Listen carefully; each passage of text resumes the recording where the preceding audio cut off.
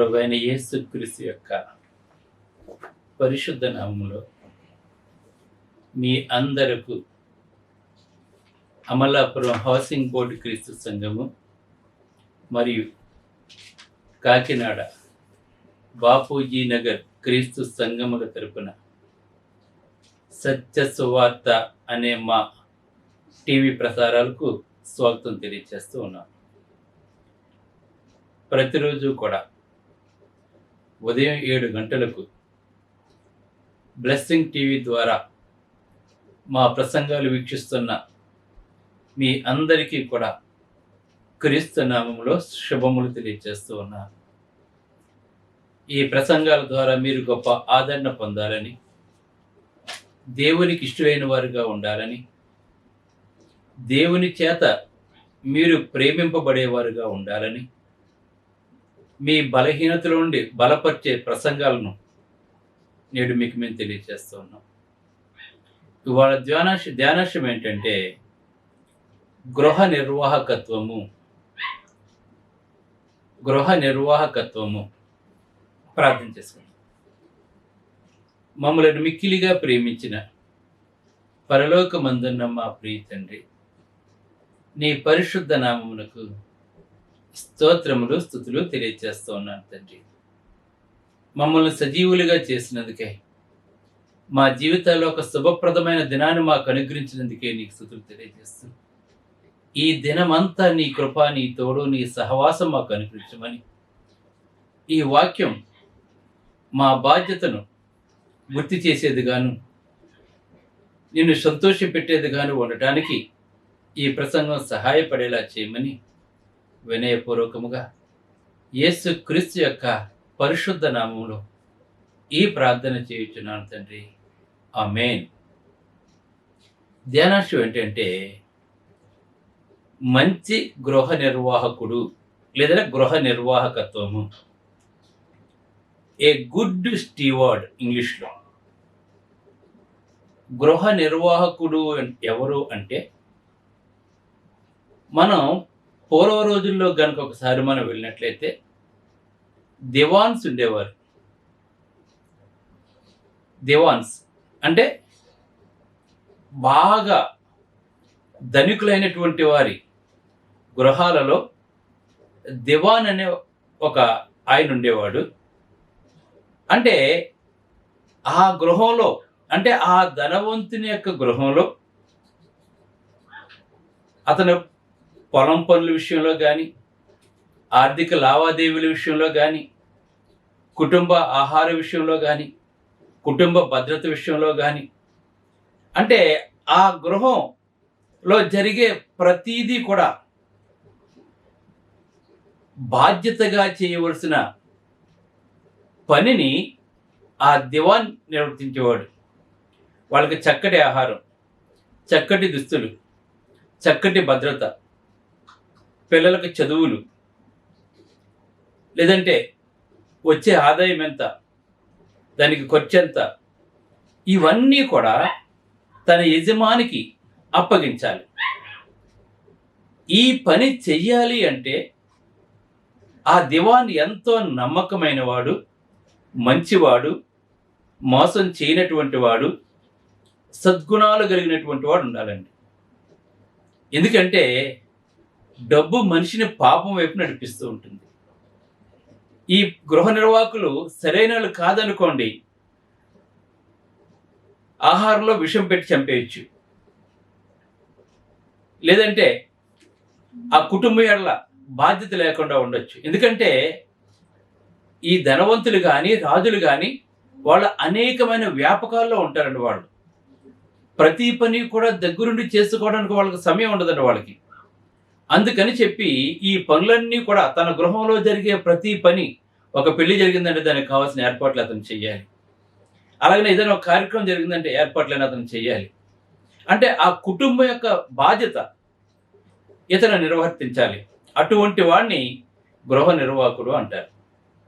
ఒకవేళ అతను నమ్మకమైన వాడు కాకపోతే అతను తీసివేస్తారు, లేదంటే కఠినంగా అతను శిక్షిస్తూ ఉంటారండి అతనికి. అందుకని చెప్పి ఒక గృహం మీద గృహ నిర్వాహకుడు ఉన్నాడు అంటే అతడు మంచివాడు, నెమ్మదస్తుడు, కోపం లేనివాడు, దయగలిగినటువంటి వాడు, ప్రేమ కలిగినటువంటి వాడు, ఆ కుటుంబాన్ని గౌరవించేవాడుగాను, తన బాధ్యతను పరిపూర్తిగా నిర్వర్తించేవాడుగాను, వాళ్ళ యొక్క కష్ట సుఖాల్లో పాలు పంచుకుంటూ, కష్టంలో తోడుగా, సంతోషంలో సంతోషంగా ఉంటూ, ఆ కుటుంబానికి అందరి ఎడలా కూడా మెచ్చుకోలుగా ఉండేటటువంటి వాడుగా ఉండాలి గృహ నిర్వాహకుడు. అటువంటి వాడిని మంచి గృహ నిర్వాహకుడు అంటారు. అతడు ధనాన్ని దొంగిలించిన, లేదంటే కుటుంబానికి కీడు చేసిన అటువంటి వాళ్ళు గృహ నిర్వాహకులుగా పిలువబడరండి. అయితే దైవ గ్రంథంలో ఉన్న గృహ నిర్వాహకులు అంటే ఎవరంటే, ఈవేళ మనం అందరము కూడా ప్రత్యేకంగా ఒక గృహ నిర్వాహకులమే. ఈవేళ నేను ఒక గృహ నిర్వాహకుడిని, మీరు ఒక గృహ నిర్వాహకులు. అంటే ఏంటనమాట? అంటే ఈ లోకములో మానవునికి తన సొంతం అంటే ఏది లేదు. గమనించాలి ఈవేళ మనం. ఈవేళ మనకంటూ సొంతం ఏమీ లేదండి. ఈవేళ మీరు అనుకోవచ్చు, నాకు 10 ఇళ్ళు ఉన్నాయి, నాకు 100 ఎకరాలు ఉంది, కేజీ బంగారం ఉంది, సమాజంలో నాకు పరువు ప్రతిష్టలు ఉన్నాయి, నేను గౌరవమైన వృత్తిలో ఉన్నాను, నాకు ఖరీదైన కారు ఉంది, నాకు సమాజంలో చాలా పలుకుబడి ఉంది అని నువ్వు అనుకోవచ్చు. నువ్వు నాకు ఉద్యోగం ఉంది, నాకు 10 ఇళ్ళు ఉన్నాయి, 100 ఎకరాలు ఉంది అని నువ్వు అనుకోవచ్చేమో. కానీ మానవుడు తెలుసుకోవాల్సింది ఏంటంటే, ఇవేవి కూడా నీవు కాదు. ఈ భూమి మీద ఉన్నంత వరకునే అవి నీవి. ఈ దేహాన్ని విడిచిపెట్టినంత అవేమీ కూడా నీవు చెందబడ్డవి. ఈ భూమి మీద ఉన్న ఏదైనా సరే మనం బ్రతికి ఉన్నంత వరకునే మన సొంతం అని చెప్పి అంటూ ఉంటాం మనం. కానీ మరణించిన తర్వాత మనకి ఏదీ చెందదండి అది. ఇది మనం తెలుసుకోవాలి మనం. అందుకే ఈ లోకంలో మానవునికి తన సొంతం అంటూ ఏమీ లేదండి. ఏమైనా ఉంటే అది దేవుని వల్ల కొంతకాలం మట్టుకే మనకి ఇవ్వబడిందండి. దేవుని వలన మనం బ్రతికినంత వరకు మనకి ఇవ్వబడింది అంతే. ఎందుకంటే మన ముత్తాతల తరం గడిచిపోయింది, మన తాతల తరం గడిచిపోయింది, వాళ్ళు ఇక్కడే జీవించారు. మన నాన్నలు కొంతమందికి బ్రతికి ఉండొచ్చు, కొంతమందికి చనిపోయి ఉండొచ్చు. అంటే 3 తరాలు గడిచిపోయినాయి. వాళ్ళు సంపాదించిన బంగారం కానీ, ఇల్లు కానీ, ధనధాన్యాలు కానీ, ఆస్తులు కానీ అవన్నీ ఇక్కడే ఉండిపోయినాయి. నీ వెనక రాంది నీ సొంతం ఎలాగవుతుంది? ఇప్పుడు మనం ఉన్నాం, మనం కూడా కొంతకాలం తర్వాత ఈ లోకాన్ని విడిచిపెట్టేస్తాం. తర్వాత మళ్ళీ మన వారసులు ఎవరో వస్తూ ఉంటారు. అంటే భూమి సృజించిన దగ్గర నుంచి కూడా అది దేవుని ఏలుబడిలో దేవునిదిగానే ఉంది. కానీ మనము అని చెప్పుకోవడానికి భూమి మీద ఏది కూడా మనకు లేదండి. మనం తెలుసుకోవాలి ఫస్ట్ ఆ విషయాన్ని. మనం ఏది కూడా మనది కాదండి మనకి. అందుకే కొంతకాలం మట్టుకే ఈ లోకంలో మానవునికి తన సొంతం అంటూ ఏమీ లేదు. ఏమైనా అది ఉంటే అది దేవుని వల్ల కొంత మట్టుకే మనకి ఇవ్వబడింది. దానిని బట్టి అతడు దేవుని గృహ నిర్వాహకుడు తెలుసుకోవాలి. అంటే ఏంటి? కొంతకాలం మట్టుకే మనకి ఇవ్వబడింది కనుక ఆ కొంతకాలం మనం బ్రతకడానికి దేవుడు మనకి నేలనిచ్చాడు, పీల్చుకోవడానికి గాలి ఇచ్చాడు, సూర్యుడి నుండి వెలుగునిచ్చాడు. అంతేకాకుండా మనకి ప్రాణాత్మను కూడా దేవుడు ఇచ్చాడు. ఇవాళ చెప్పుకుందాం, ఈ ప్రాణం నాదే అంటావు, ఈ ప్రాణం కూడా మంది కాదు. ఇది మన వశంలో లేదండి. ఒకవేళ మందే అయితే, మన వశంలో ఉంటే దీన్ని మన దగ్గరే ఉండాలి, చివరి వరకు మన దగ్గరే ఉండాలి. ఇది కానీ ఉంటుందా? దేవుడు నొరలారా తిరిగి రండి అంటే మనం ఏం చేస్తాం? మనం ఈ దేహాన్ని విడిచిపెట్టి మనం వెళ్ళిపోవాలి. మనం కనుక మనం ఎప్పుడూ కూడా దేవుని యొక్క సొంతం అండి. మనం మానవుడు ఎప్పుడూ కూడా దేవుని యొక్క సొంతం. మనం ఇది మనం తెలుసుకోవాలి ఫస్ట్. మనం కనుక మనకంటూ ఈ లోకంలో ఏముంది? నా ఇల్లు అంటాం మనం, ఆ ఇంటిని విడిచిపెట్టేస్తాం. మనం నా బిడ్డ అంటాం, మనం ఆ బిడ్డను విడిచిపెట్టి వెళ్ళిపోతాం. మనం గమనించండి, నా అంటూ ఈ లోకంలో మనకు సొంతం అంటే ఏమీ కూడా లేదండి. ఎందుకని? ఈ దేహం ఉందంటే దేవుని వల్ల మనకు అనుగ్రహించబడింది దేహము. ఈ ప్రాణము దేవుని వల్ల మనకు అనుగ్రహించబడింది. అలాగనే నీ గర్భాన్ని పుట్టిన బిడ్డ కూడా నీ సొంతం కాదు. ఎందుకంటే తల్లి గర్భంలో ఆ బిడ్డ నిర్మించిన వాడు కూడా దేవుడే, ఆ బిడ్డ కూడా దేవుని యొక్క సొంతమే. అలాగే మనల్ని నిర్మించుకున్నాడు దేవుడు. అందుకే దావీదు మాట్లాడుతున్నాడు, నా అంతరింద్రియములు కలుగజేసిన వాడు నీవే, నీవు నన్ను కలగజేసిన విధం చూడగా భయమును ఆశ్చర్యము నాకు కలుగుతుంది. నేను పిండమునై ఉండగానే నీ కన్నులు నన్ను చూచాను మాట్లాడుతూ ఉన్నాడు. అంటే దాని అర్థం ఏంటి? మనల్ని నిర్మించిన వాడు కూడా దేవుడే. అంటే తల్లి గర్భంలో పెట్టాడంతే మనల్ని దేవుడు. మన తల్లి కానీ మన తండ్రి కానీ మనల్ని నిర్మించలేదండి. కనుక ఈ బ్రెయిన్ ఉందంటే, ఈ చేతులు ఉన్నాయంటే, ఈ కాళ్ళు ఉన్నాయంటే ఇవన్నీ కూడా దేవుని యొక్క సొంతం అండి. నా కాలు, నా చెయ్యి, నా ముక్కు, నా ఇష్టం ఒకటే లోపల ఉన్నప్పుడు మన ఇష్టం వచ్చిన చోటుకు వెళ్ళిపోతుంటాం. మనకి ఇష్టం వచ్చింది చేసేస్తూ ఉంటాం మనం. కానీ మన కాలుని చేసిన వాడు దేవుడని, మన చేతిని చేసిన వాడు దేవుడని, ఈ రోజున లోకాన్ని మనం చూస్తున్నామంటే ఈ కంటి నిర్మించిన వాడు దేవుడని, ఇవాళ మాట్లాడుతున్నామంటే, మనం తింటున్నామంటే ఈ నోటిని చేసిన వాడు దేవుడని, అసలు మన సొంతం అంటే ఏది లేదు. ఎందుకంటే ఈ దేహము దేవుని వల్ల మీకు అనుగ్రహించబడిందని చెప్తున్నాడు. ఈ దేహము దేవుని వల్ల మనకు అనుగ్రహించబడింది. కొంతకాలం మన ఈ లోకంలో ఉంటాం మనం. కనుక ఈ బ్రతికినంత కాలం మనకి ఏమి కావాలో అవన్నీ కూడా దేవుడు మనకు అనుగ్రహించాడు. అందుకే మాట్లాడుతున్నాడు. ఎవరు మాట్లాడుతున్నాడు అంటే 24వ కీర్తన కనుక మనం ఒకసారి చూసినట్లయితే, కీర్తన గ్రంథం 24 చూసినట్లయితే ఇక్కడ ఈ భక్తుడు మాట్లాడుతున్నాడు. ఎవరు మాట్లాడుతున్నాడంటే 24వ కీర్తన, భూమియు అందలి సంపూర్ణతయు. గమనించండి, ఈ భూమి మీద ఏమైతే ఉన్నాయో అవన్నీ కూడా లోకము. మన ఈ లోకంలో ఉన్నాం. మనం ఈ లోకంలో చాలా దేశాలు ఉన్నాయి, చాలామంది ప్రజలు ఉన్నారు, చాలా భాషలు మాట్లాడేవారు ఉన్నారు. అయితే దేవుడు ఏమని మాట్లాడుతాడంటే లోకమును దాని నివాసులు కూడా యెహోవాయే అని మాట్లాడుతున్నాడు. గమనించండి, భూమి మీద ఉన్న సమస్తము కూడా దేవునిదే, లోకము దాని నివాసులు కూడా యెహోవాయే. అంటే ఏంటనమాట ఇక్కడ? అన్నీ ఎవరివి? ఈ భూమి దేవునిదే, ఈ లోకము దేవునిదే, ఈ లోకంలో నివాసులు అందరూ కూడా దేవుని వారే. ఎందుకంటే ఈ సృష్టినంతటినీ చేసిన వాడు ఎవరంటే దేవుడు అన్న సంగతి మనం తెలుసుకోవాలి. ఆ దేవుడు లేకపోతే మనం లేము. మనం నిర్మించిన వాడు కూడా దేవుడే, ఆదాము నిర్మించిన వాడు దేవుడే, అవ్వ నిర్మించింది కూడా దేవుడే, వారి యొక్క సంతానం మనం అంతా కూడా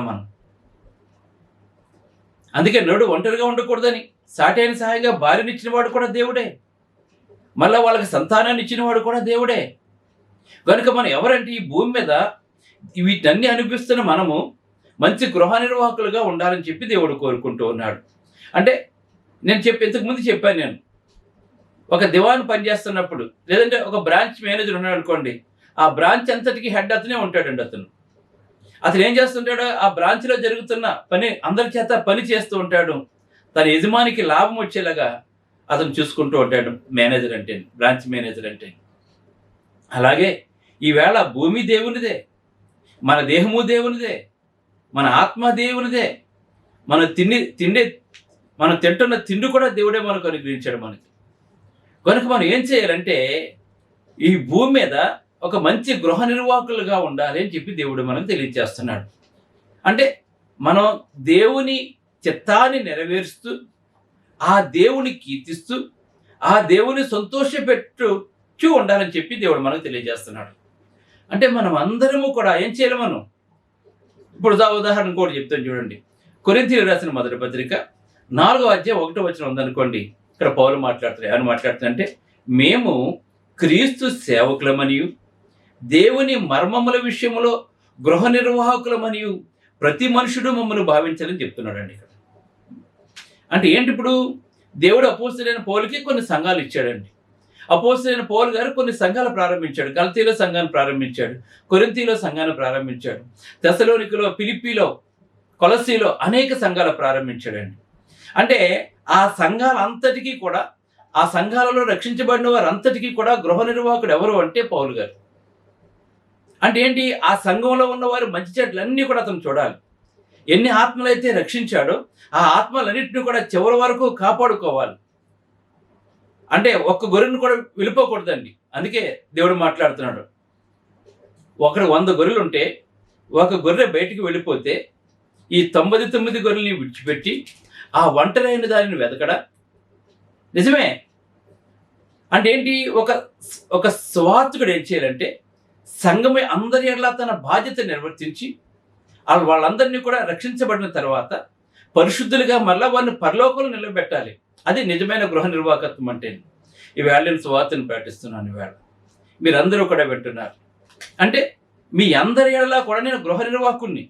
మిమ్మల్ని అందరినీ కూడా పరిశుద్ధులుగా, వాక్యం ద్వారా పరిశుద్ధులుగా చేసి మీలో ఉన్న పాపాన్ని అంతటినీ కూడా తీసివేసి, అంటే వాక్యం అనే ఉదక స్నానం ద్వారా మీరు మారు మనసు పొంది, మనం చీకట్ల వారం కాదు గనక, రక్షించబడ్డాం గనక, లేదంటే రక్షించబడినటువంటి వాళ్ళు రక్షించబడి పరిశుద్ధులుగా ఉండాలని, ఆఖరి వరకు చెదిరిపోకుండా ఉండాలని, మీ విశ్వాసం బలమైనదిగా ఉండాలని, దేనైనా జయించేవారుగా ఉండాలని, శ్రమలు శోధనలు ఎక్కువ కాలం ఉండవని, వాటిని కలుగజేసిన వాడు కూడా దేవుడని, వాటిని అధిగమింపజేసే శక్తి కూడా మరలా తిరిగి దేవుడే మనకి ఇస్తాడని, మన ఈ లోకం శాస్త్రం కాదు, మనకి పరలోకం శాస్త్రం అని, ఈ లోకంలో ఉన్నంత వరకు ప్రభుకు విధేయత కలిగి జీవించాలని, ఇవన్నీ కూడా మేము మీకు బోధిస్తున్నాం. అంటే ఒక గృహ నిర్వాహకుడు అంటే ఆ గృహం ఎడల, సంఘం ఎడల, సంఘస్థులు అందరి ఎడల అందరినీ దేవుని వద్దకు సరిగా నడిపించేవాడుగా, దేవునికి ఇష్టలైన వారుగా చేసేవారుగా, దేవుని బిడ్డలుగా మీరందరూ కూడా ఉండటానికి మేము గృహ నిర్వాహకులమై ఉన్నాం. మేము అంటే మీ అందరినీ కూడా పరిశుద్ధులుగానే ఉంచాలి. సాతాను యొక్క తంత్రాలకు మీరు గురి కాకుండా ఉండాలి. ప్రభువైన యేసుక్రీస్తు కృప ఎప్పుడు మీరు పొందుతూ ఉండాలి.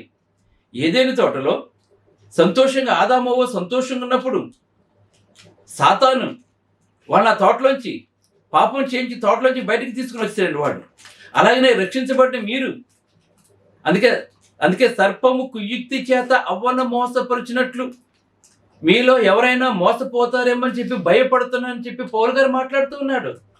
ఇప్పుడు విశ్వాసంగా ఉన్న నీవు కరెక్టే.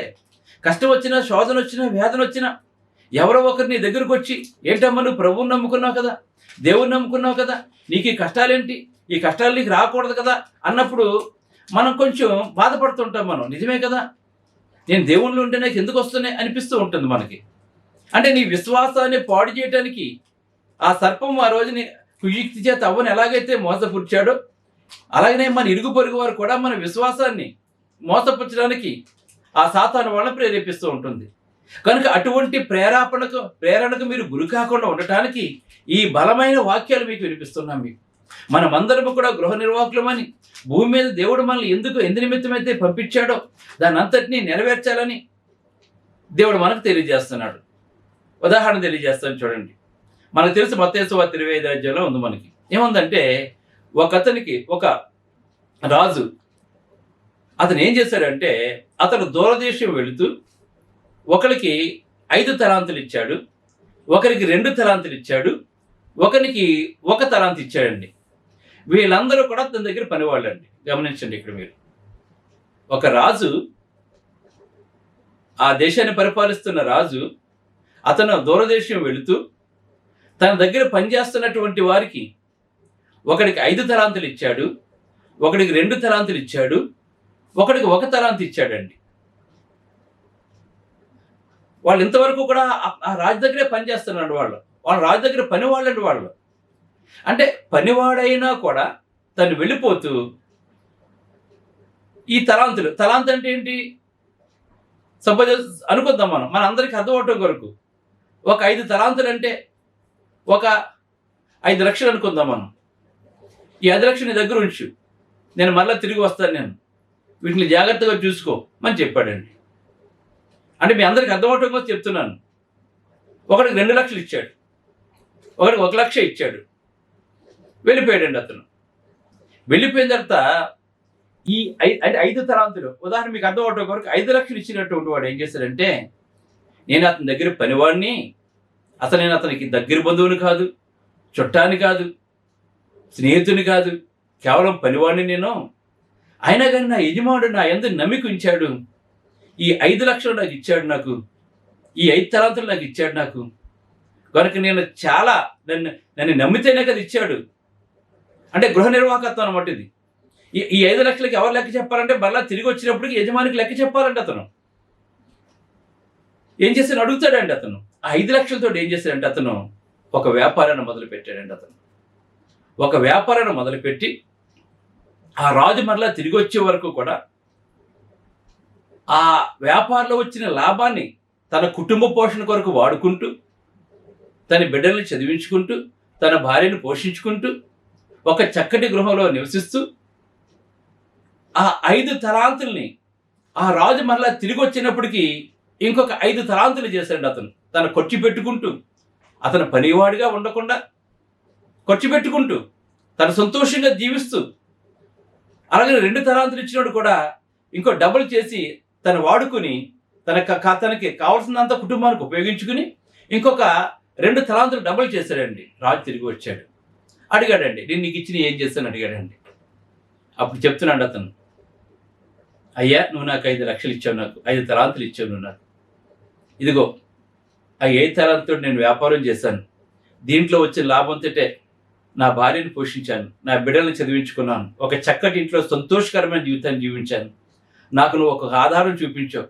నువ్వు వెళ్ళిపోయి నన్ను వదిలిపెట్టేస్తే నేను ఏం చేయాలో నాకు అర్థం కాక నా బతుకు దుర్భరం అయిపోయింది. కనుక నేను అన్నీ కూడా నా ఖర్చులన్నీ తీసివేసుకోక ఇంకో 5 లక్షలు 5 తలాంతులు ఇదిగో నీకు ఇవ్వాలి ప్రభు అని చెప్పి అన్నాడు. ఆ యజమాని ఎంతో సంతోషించాడు. నిజమైన గృహ నిర్వాహకుడు అతను. బడా నమ్మకమైన మంచి దోసడా, నీలో అబద్ధం లేదు, నీలో నిజాయితీ ఉంది, నేను నీకు ఇచ్చానని బాధ్యతతో దాన్ని రెట్టింపు చేస్తావు నువ్వు, గనుక నువ్వు నాకు వద్దు, ఇది నువ్వే ఉంచుకో, ఇంకో 10 పట్టణాల మీద నువ్వు అధికారిగా ఉండమని చెప్పి ఈ 10 లక్షలు ఇంకో 10 పట్టణాల మీద వచ్చే పన్ను అంతా కూడా నువ్వే వసూలు చేసుకుని ఆ 10 పట్టణాలని జాగ్రత్తగా చూసుకోమని చెప్పాడు. 2 తలాంతులు ఇచ్చిన వాడు కూడా అదే చెప్పాడండి. అతను కూడా అంతే, నేను వాడుకున్నాను, సంతోషంగా ఉన్నాను, నీ వల్ల నా కుటుంబం పోషించబడింది, ఇదిగో ఇంకో 2 లక్షలు చేశాను అని చెప్పన్నప్పుడు నాకొద్దు, అవి కూడా నువ్వే ఉంచుకో, ఇంకో 4 పట్టణాల మీద నువ్వు అధికారిగా ఉండమని చెప్పాడు. అయితే ఒకడు, నువ్వు పెట్టని దాన్ని విత్తువాడు, విత్తిన దాన్ని కొయ్యవాడు గనుక, నువ్వు కఠినుడు గనుక ఇదిగో నీ డబ్బుని జోబ్రహ్మల్లో కట్టి భూమిలో కప్పెట్టి నువ్వు వచ్చినట్టు తీసుకుని వచ్చానని చెప్పన్నాడు. ఇతను మంచివాడు కాదండి, అతను చెడ్డవాడండి. అతను దేవుడిచ్చిన తలాంతులు సద్వినియోగం చేసుకోలేకపోయాడండి. అతను మంచి గృహ నిర్వాహకుడిగా ఉండలేకపోయాడు. అతను చెడ్డ దోసుడా, అటువంటి వాడైతే నువ్వు నాకు తిరిగి ఇచ్చేయచ్చు కదా, నువ్వు ఎందుకు తీసుకున్నావు, మరి వీడిని తీసుకెళ్ళి చెరసాల్లో వేసేయమని చెప్పాడండి. గనక ఈవేళ మనది కాని సొత్తు మనం అనిపిస్తున్న వేళ దేవుడు మనకు అనుగ్రహించాడు. మన కొరకే ఈ సృష్టిని చేశాడు దేవుడు. ఈ సృష్టిలో ఉన్నదంతా మన కొరకే. కానీ ఎప్పటి వరకుని ఈ భూమి మీద జీవించే వరకు ఈ సృష్టిని అంతటిని ఉపయోగించుకుంటూ ఆ సృష్టికర్తను స్మరిస్తూ ఆ సృష్టికర్తను గణపరుస్తూ మనమంతా కూడా పాపంతో అపరాధముల చేత చచ్చినప్పుడు, మళ్ళీ తిరిగి దేవునికి దూరం అయిపోయినప్పుడు, ఆ పాపం దేవునికి దూరం చేసి మనకు మరణాన్ని తీసుకుని వచ్చినప్పుడు మనం చనిపోకూడదని తన ప్రియకుమారుడైన ప్రభు అయిన యేసుక్రీస్తుని శరీరధారికి లోకంలోకి పంపించి ఆయన బలి ద్వారా, ఆయన రక్తం చిందించడం ద్వారా దేవుడు మనకు పాపక్షమాపణ కలగజేయటమే కాకుండా ఈ భూమి మీదే కాకుండా పరలోకవాసిగా కూడా మనం చేశాడు. కనుక మన దేవునికి మనమందరం కూడా గృహ నిర్వాహకులుగా ఉండాలి. మన కుటుంబంలో మన భార్యలే బిడ్డలేట్ల మన ధర్మాన్ని మనం ఎలాగైతే నిర్వర్తిస్తున్నామో, ఒకవేళ భర్త మంచివాడు కాదంటే తాగేసి జోదవాడు చేసినట్లయితే ఆ కుటుంబం అల్లకలం అయిపోతుంది. బిడ్డలందరూ భార్య రోడ్డు మీద పడిపోతుంటారు. అతను మంచి గృహ నిర్వాహకుడు కాదండి.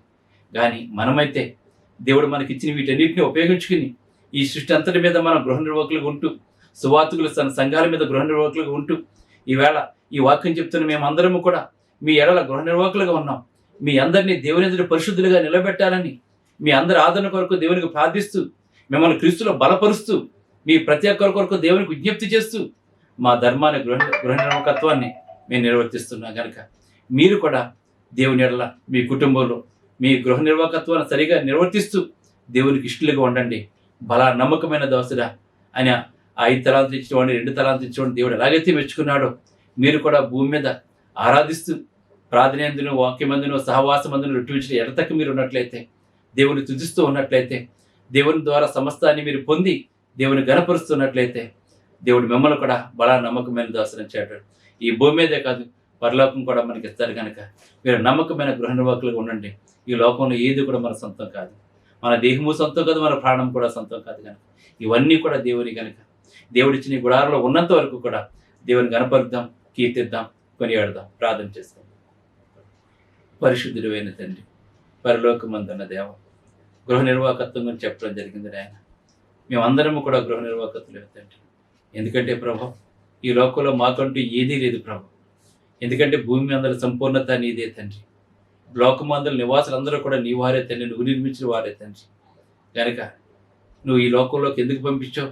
నీ కృపామహిమకు కీర్తి కలిగేలాగా మేము ఉండాలని, మేము పాపను అంటించుకోకుండా ఆ పాపను విడుదల చెంది నీ కుమారుని రాజ్యవాసిగా ఉండాలని, మేమందరం కూడా మళ్ళీ పరలోకంలో ఉండాలని తండ్రి మమ్మల్ని కోరుకుంటున్నావు కనుక మంచి గృహ నిర్వాహకులుగా ఉండి తండ్రి భూమి మీద మా బాధ్యత నిర్వర్తిస్తూ నిన్ను గణపరుస్తూ తండ్రి మరి తండ్రి పరిశుద్ధమైన క్రైస్తవ జీవితాన్ని జీవించేలా చేయమని ప్రార్థన చేస్తాం. ఈ వాక్యంలో ప్రతి కుటుంబాన్ని పేరు పెరవలసిన బలపరచండి తండ్రి, దీవించండి తండ్రి, ఆశీర్వదించండి తండ్రి. అనేక మంది సమస్యలతో, బాధలతో, ఇబ్బందులతో, ఇరుకులతో ఉన్నారు తండ్రి.